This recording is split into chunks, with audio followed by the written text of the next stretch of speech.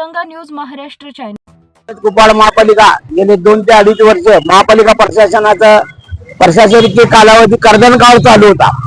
राष्ट्रीय फेरीवाला धोरणांची अंमलबजावणी न करता गोरगरिबाच्या संसारावर उद्ध्वस्त करण्याचं काम मध्यंतर काळामध्ये आयुक्तांनी केलं होतं। सर्वप्रथम या गोष्टीचा मी जाहीर निषेध करतो।